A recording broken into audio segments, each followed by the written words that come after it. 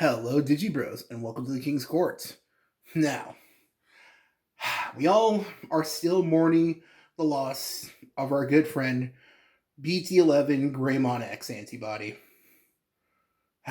Sad, very sad. But there is still light at the end of this tunnel. Now, what I mean by that is if you've already seen me and channel member Michael's reaction to our Banlist our Banlist reaction video, and as well as our video on our post Banlist thoughts, aka in that video we went over what we think are going to be. Well, I went over what do I think are going to be the top decks, what do I think is going to be happening in the meta going forward, and overall, just my opinion on where things are most likely going for the Digimon Tcg. Now, this video is going to be similar but very different. This video is going to be solely dedicated to the Blackwargreymon deck. And I'm going to call this series the Agumon Expert. I know that sounds a little presumptuous, but it's more like an inside gag sort of thing. Really quick story time. Anyone who knows me like through the channel or seen our videos knows that Blackwargreymon is my favorite Digimon. And all my friends that are locals know that Agumon is my favorite Digimon, period. And especially Blackwargreymon. So that's why our friends basically started equating me to the Agumon Expert card. Do I have it actually right here? I think I do. Let me see. I think it's in this box. Over the weekend, I was now. Let's see.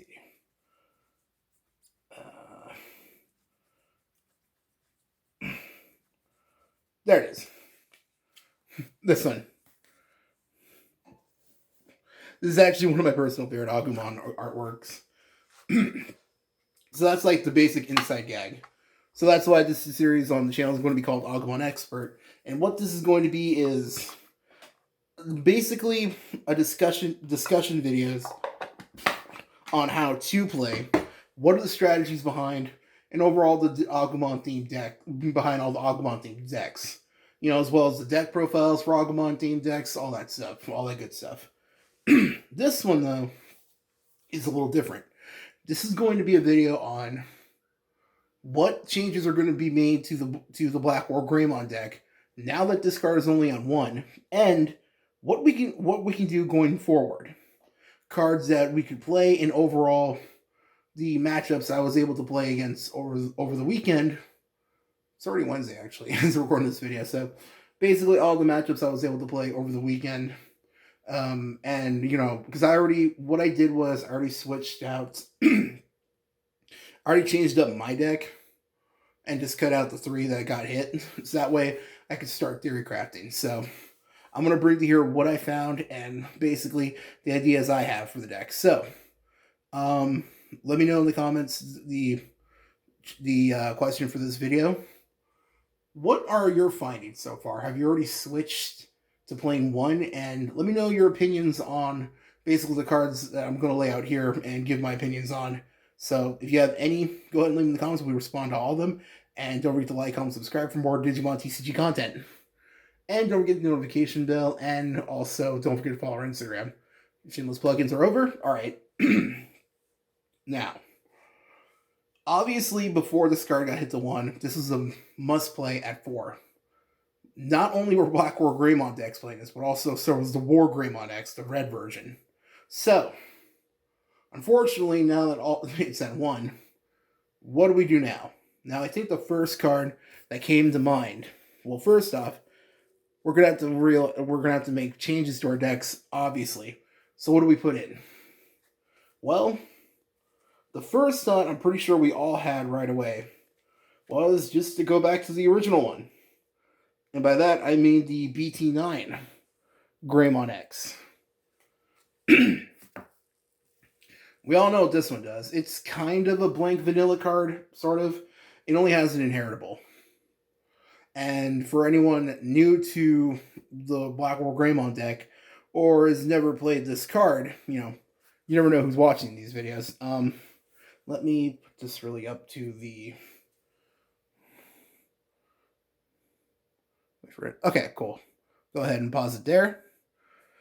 Basically, we would trash 2 cards from our Digi sources, our Digi Evolution sources. And they both gotta be the same level in order to save our Digimon from either being bounced back to our hand, hand or deck, and or being destroyed by card effects. So, basically, this was the same effect as the BT11 Greymon, but the way these cards differ is, well, I'll go over the big one, obviously, but one, we don't have to trash 2 cards. For this one, we just gotta trash the X antibody. But ignoring that, the other difference is very minuscule. They're both pretty much the same level, both same play cost, and same attack power. But let's be honest, that's not the real reason this card got hit. This card got hit because, yes, we can still Digivolve on top of this one for Metal Greymon, but 9 out of 10 times, let's be real here. Actually, no, not 9 out of 10 times.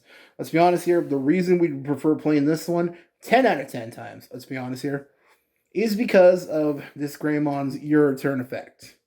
If we were to Digivolve on top of this Digimon, we could minus 1 memory for every color. So, because we would always, let's be honest here, play the BT8 Metal Greymon, we would basically have to pay for 2.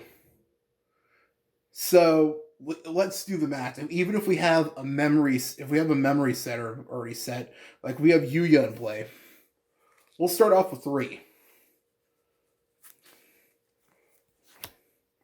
See if I can find it. Yeah. We'll start off with 3. We Digivolve for 2. We Digivolve for 2. Then we could Digivolve one of our opponent's Digimon and pop something if they have anything in their field that's 4K or less. No, 3K or less. Something in the other one.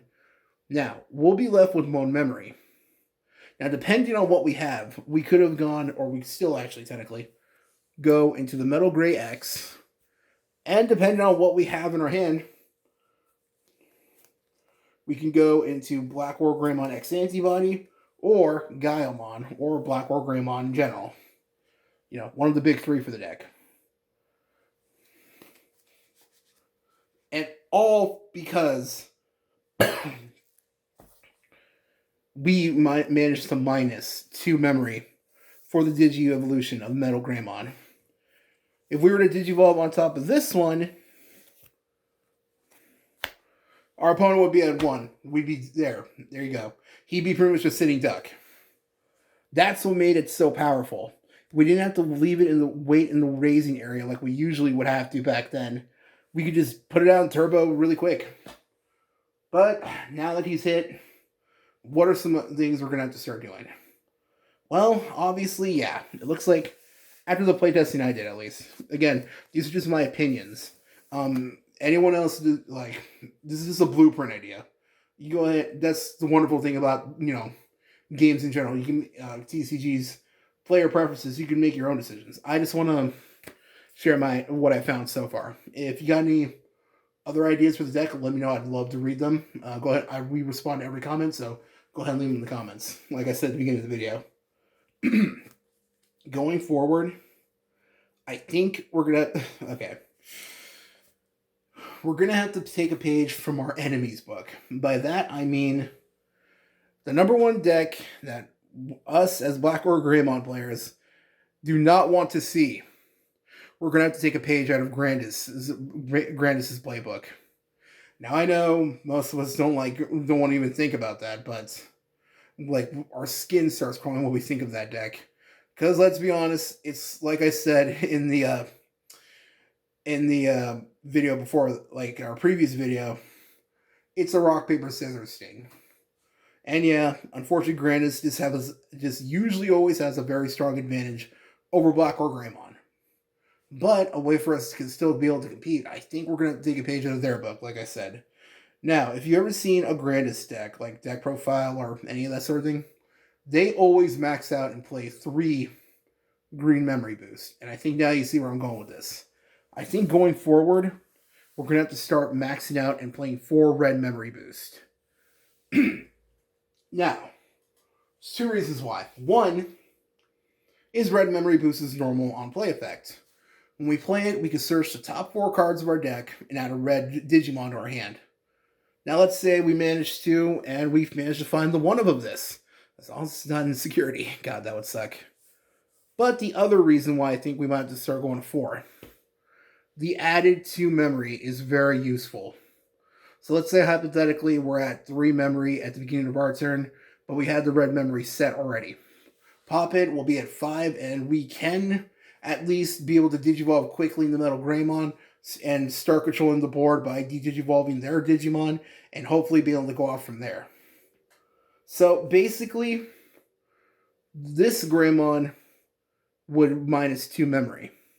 But since we're gonna have to probably go back to playing this one as well, this one will at least give us 2 extra memory. So it's kind of balancing it out. At least that's from what I've found so far from playtesting the deck of my locals. So that's one. Another thing I've been thinking about lately is the number of X antibodies and cool boys for the deck. Now, if you look it up before BT11, like during the EX3 format, a lot of people who are playing Gaiomon still, it was referred to as Gaiomon because, Blackwargreymon X wasn't out yet here in the West. A lot of people usually play 2. I think since we still do have use for the X antibody, I'm not saying cut it, but I think cutting it down to 2 each might be the most desirable thing. This way, we'll be able to see it, but at the same time, it won't totally clog our hands. At least that's just an idea. I'm, still experimenting. I have a deck, I have the deck profile ready, but I'm going to post it later after I get some more results at my locals. So if you want to see that, like I said, go ahead and like, comment, subscribe so you don't miss out on that. So that's the basics of what I've found so far. Yeah, it sucks that, I know, I wish he could have stayed at 4, but he didn't, so we're going to have to most likely go back and start playing these guys again. 4 red memory boost, and maybe cut down Cool Boy and X antibody to 2. Maybe. That's the one I'm still not 100% sure about. But I could say for sure that playing these 4 cards is going to be necessary. At least that's, again, my opinion from what I've found so far playtesting on my locals. Man, I sound like a broken record at this point. So, that's pretty much all my thoughts behind it. Another thing I was thinking about is maybe it might be necessary to, what if we could try, I might try this on my next locals, go back to playing more of a heavy red build. I might consider at my next locals cutting this and go back to playing this one with Gaiomon and Blackwargreymon X this time and see how it works. See how it performs against a lot of the decks because my locals, a lot of the players there, pretty much everyone just plays meta decks. So, I got a good amount of different people to play test against playing a lot of decks. So, that's something I think I might try. So, if you want me to try that, and I'll come back here in the next Agumon Expert video, and I'll go over my results and go over kind of like what I do with the Yugo Locals Report, if anyone watches those as well. So, basically, what I'm going to start doing is try different experiments with the Blackwargreymon deck and see which ones work the best. Another idea I was thinking of, maybe even, like I said, because if I do this, I might just cut out the Yuya and go back to playing Tai.